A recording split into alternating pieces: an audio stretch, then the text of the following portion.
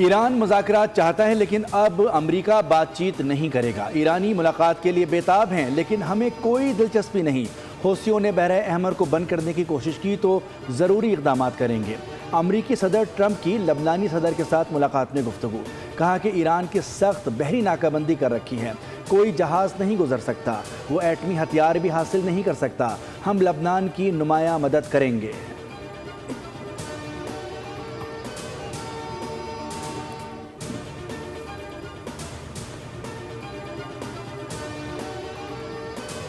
ایرانی وزیر داخلہ اسکندر مومنی کی جی ایچ کیو راولپنڈی آمد۔ Chief of army staff field marshal Syed Asim Munir سے ملاقات۔ آئی ایس پی آر کے مطابق باہمی دلچسپی، علاقائی دو طرفہ سیکیورٹی اور مؤثر بارڈر مینجمنٹ کے امور پر تفصیلی گفتگو کی گئی۔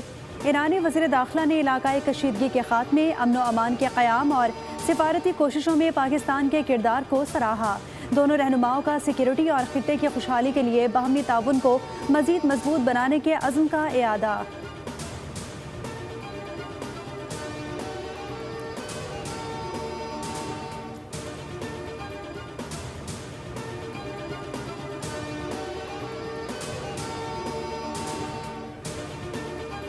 ایرانی وزیر داخلہ اسکندر مومنی کا دورہ پاکستان، وزیر اعظم شہباز شریف سے ملاقات، دو طرفہ تعلقات اور باہمی تعاون پر تبادلہ خیال کیا گیا، خطے کی مجموعی صورتحال پر غور کیا گیا۔ وزیر داخلہ نے وزیر اعظم کو ایرانی صدر کا پیغام پہنچایا۔ ایرانی وزیر داخلہ نے پولیس لائنز کا دورہ بھی کیا۔ پولیس کے چاق و چوبند دستے نے معزز مہمان کو گارڈ آف آنر پیش کیا، پریڈ کا معائنہ بھی کیا۔ اسکندر مومنی نے پولیس کی پیشہ ورانہ مہارت کو سراہا۔ ایرانی وزیر داخلہ وزیر مملکت برائے داخلہ طلال چودھری کے ہمراہ پاکستان مونومنٹ پہنچے۔ فیڈرل کانسٹیبلری کے چاق و چوبند دستے نے سلامی پیش کی، یادگار شہداء پر حاضری، پھول رکھے اور فاتحہ خوانی بھی کی، شہداء کی عظیم قربانیوں کو خراج عقیدت پیش کیا۔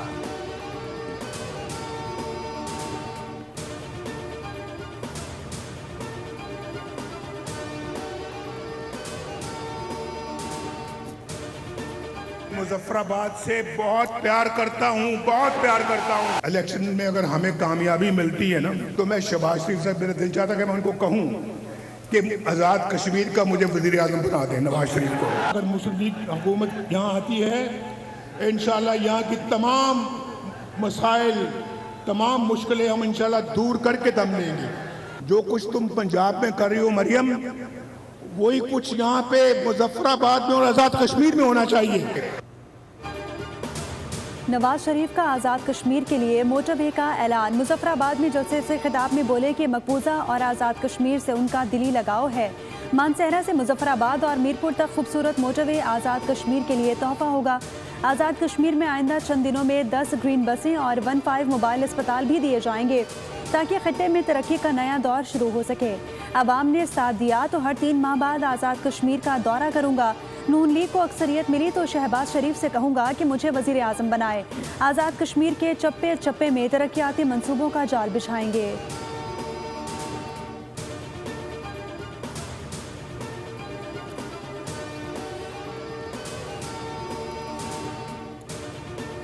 جن کے اپنے صوبوں کی سڑکیں ٹوٹی ہوئی ہیں وہ آزاد کشمیر کی سڑکیں کیا بنائیں گے؟ 2021 میں جو الیکشن ہوا تھا، میں 2 ہفتے یہاں پر آپ کی الیکشن کیمپین چلا رہی تھی۔ جتنی دعائیں مجھے کشمیر کے عوام نے دی تھی وہ میں نہ بھول سکتی ہوں، نہ کبھی بھلا سکتی ہوں۔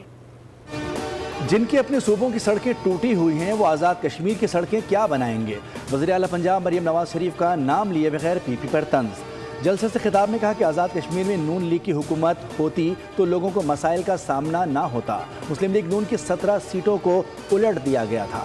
مریم نواز سے کشمیر میں پنجاب کی طرز کے منصوبے شروع کرنے کا وعدہ۔ آزاد کشمیر کے نوجوانوں کو کاروبار کے لیے بلا سود قرض دینے کا بھی اعلان۔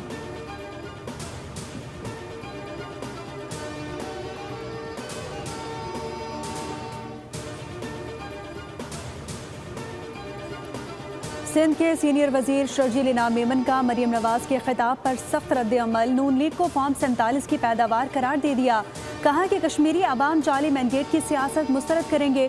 عوامی خدمت اور حقیقی مینڈیٹ ہی پیپلز پارٹی کی سیاسی محور کا حصہ ہے۔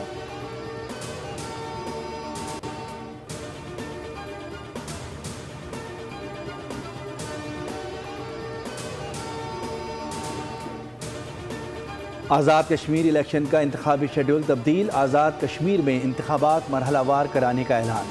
Chief election commissioner Azad Kashmir کا کہنا ہے کہ پہلے مرحلے میں 27 جولائی کو میرپور ڈویژن میں پولنگ ہوگی، دوسرے مرحلے میں 2 اگست کو مظفر آباد اور تیسرے مرحلے میں 10 اگست کو پونچھ میں انتخابات ہوں گے۔ انتخابات کے نتائج بھی مرحلہ وار جاری کیے جائیں گے۔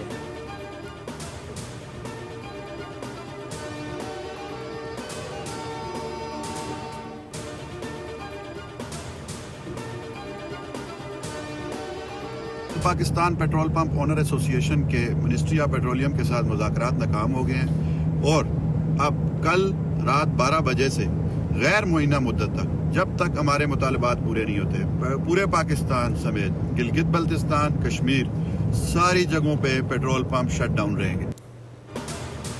پیٹرول پمپ مالکان ایسوسی ایشن اور حکومت کے درمیان مذاکرات ناکام ہو گئے۔ پیٹرول پمپ مالکان کا آج رات سے پیٹرول پمپ بند کرنے کا اعلان۔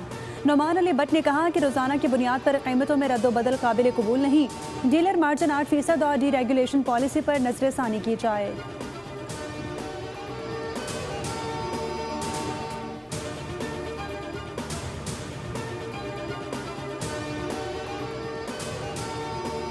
امریکی فوج کی مسلسل 10ویں رات ایران پر حملے، ایرانی فوج کمانڈ سینٹرز، بحری صلاحیتوں، میزائل اور ڈرون لانچ سائٹس اور فضائی دفاعی نظام کو نشانہ بنایا۔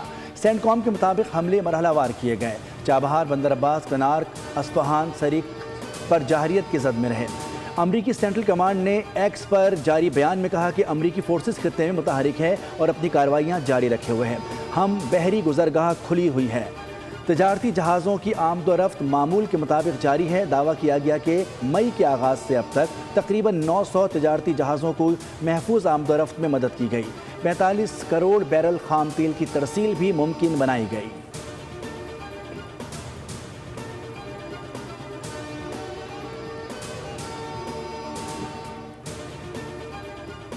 امریکی وار پر جوابی وار کا سلسلہ جاری، خطے امریکی اڈے اور مفادات ایران کا ہدف بنے۔ بحرین، کویت اور دیگر ممالک پر میزائل اور ڈرون داغے، کویت میں بجلی گھروں اور پینے کے پانی کے بنیادی ڈھانچے کو نشانہ بنایا۔ اہم تنصیبات پر لگنے والی آگ پر قابو پا لیا گیا، نقصانات کا تخمینہ لگانے کا عمل جاری۔ علی الصالح ایئر بیسز پر موجود امریکی فوجی تنصیبات کو نشانہ بنایا، امریکی میزائل سسٹم اور MQ-9 ڈرون ہینگرز تباہ کیے۔ پاسداران انقلاب کے مطابق بحرین میں ایمیزون کے مرکزی ڈیٹا سینٹر کو بھی تباہ کر دیا۔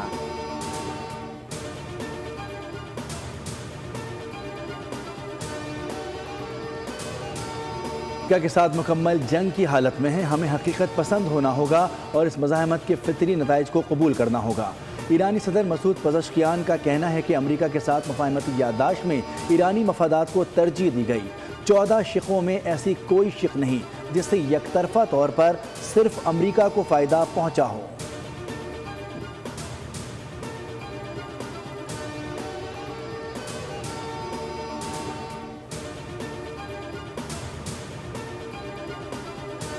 خطے کی صورتحال کے باعث عالمی منڈی میں تیل کی بڑھتی قیمتیں، وفاقی حکومت کی جانب سے دوبارہ اہم انتظامی پابندیاں لگانے کی تیاری، ورک فرام ہوم اور ہفتہ وار 3 چھٹیوں کی تجاویز زیر غور، سرکاری محکموں کا پیٹرول اور ڈیزل میں بھی کمی کی تجویز کا فیصلہ جلد متوقع۔